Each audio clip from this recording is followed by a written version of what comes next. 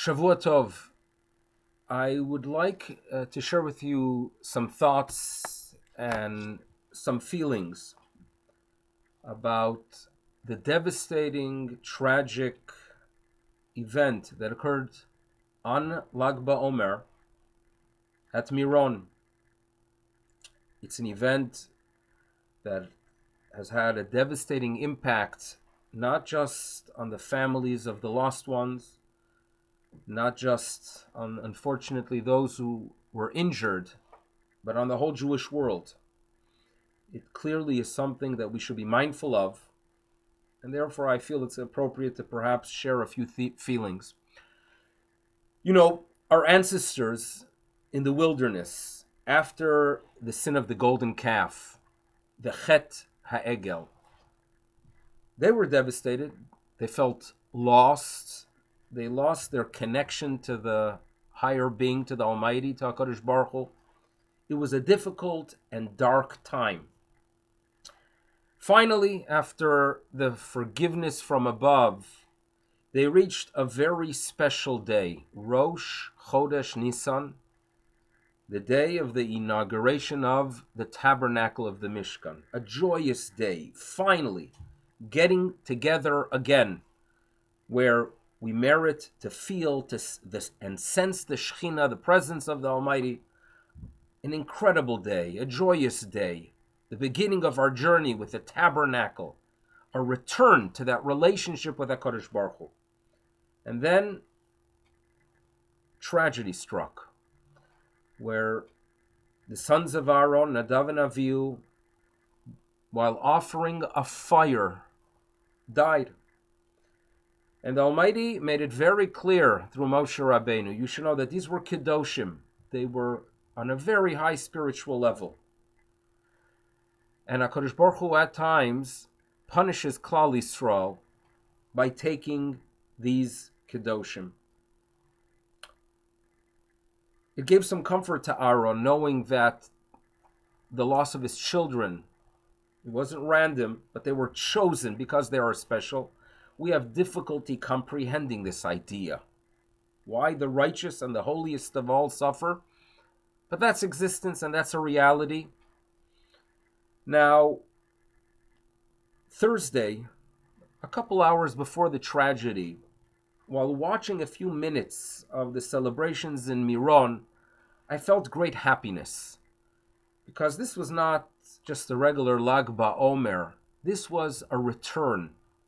After a year of not being able to celebrate together, that the Jewish people in Eretz Yisrael, due to this terrible virus, had to stay safe and keep a distance from one another. It was a return to normal. You could come back to a Makom Kadosh, to a holy place, celebrate, feel a connection to one another, a connection to the Almighty. It was a special event to watch. And as we are celebrating this return, this new beginning, a tremendous amount of joy, we were struck with this terrible tragedy, an incredible tragedy. It's devastating. It's really, really devastating. And they were there celebrating while there was a fire as the children of Aaron who brought a fire. And just as the children of Aaron were identified as Bikrovai Ekadosh, the Almighty said, listen, I sanctify my name by striking those who are near me. There is no question that the 45 people who lost their life are Kedoshim. They were involved in a mitzvah, a very special mitzvah, a moment of connecting to one another and connecting to HaKadosh Baruch Hu. They are Kedoshim.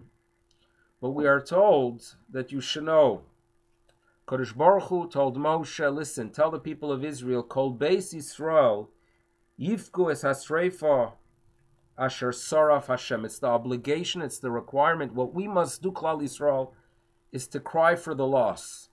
And that's what we need to do during this period of time. We feel the pain, it's deep pain, and yes, it's a time that we have to feel that, you know what, we got to do our part to become better, to increase Ahavas Yisrael, loving our fellow Jew, increase our commitment to what we know is the right thing, and think of a way of bringing comfort. The comfort, hopefully, is the fact that they know that the ones that unfortunately died are Kedoshim. And perhaps just as during the inauguration of the tabernacle, it was a beginning. It was a beginning. And yes, there was loss, but somehow that loss played a role in establishing this incredible journey of Klal Yisrael, because the tabernacle, the Mishkan, turned into a Beis Hamikdash. And that spiritual hub for humanity came about due to the tragic event. Perhaps we'll merit that if we somehow learn to become a little bit better, a little bit more tolerant, a little bit more sensitive, a little bit more committed, perhaps we're going to merit that this too, this day, this tragic day, the Lag BaOmer of this year, will somehow turn into a new beginning where we will see an end of suffering, an end of pain, and we could perhaps play our role of influencing humanity and obviously ourselves in making the world a better place. We should hear good news. For now, let's do our part.